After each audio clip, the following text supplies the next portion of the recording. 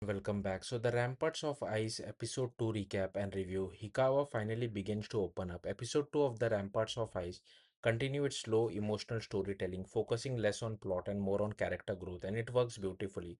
After establishing Koyuku Hikawa as distant and guarded in episode 1, this episode starts breaking down her emotional walls in subtle but meaningful ways.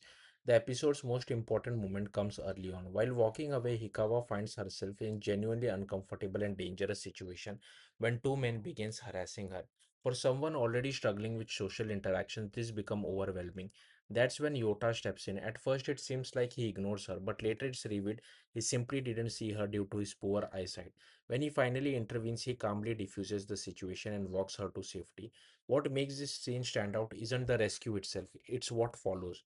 There is no dramatic moment, no forced emotion. Yota simply offers to walk with her. And for the first time, Hikawa allows it. That small decision feels huge. This moment becomes the foundation of their growing connection. At the community center, they sit together quietly studying. It's an ordinary situation, but for Hikawa, it's a big step forward. When Miki arrives and sees them together, her surprise reflects just how unusual this is. Hikawa, who usually isolates herself, is now sharing space. Meanwhile, Minato continues to observe from a distance. His role becomes more interesting in this episode. He's been aware of Hikawa for years but never managed to get close to her. Seeing her open up to Yota clearly affects him.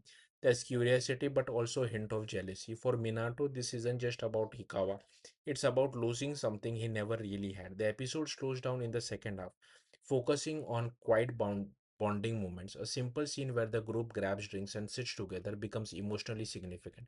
Hikawa shares what happened, and for the first time, there's a sense of trust forming between them.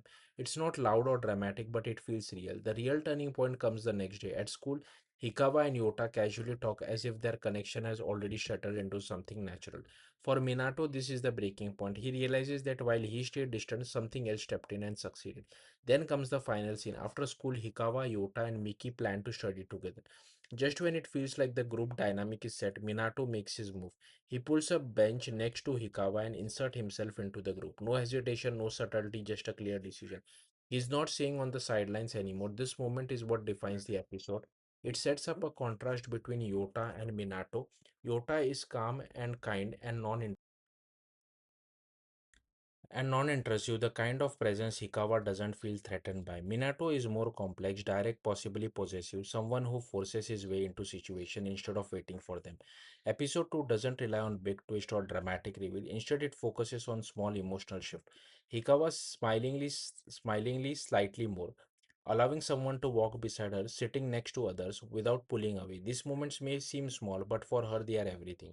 In the end, the Ramparts of Ice delivers a quiet but powerful episode. It shows that breaking emotional walls doesn't happen all at once. It happens slowly through small acts of kindness. And now, with Minato stepping in, Hikawa's world is about to become much more complicated. Thank you for watching.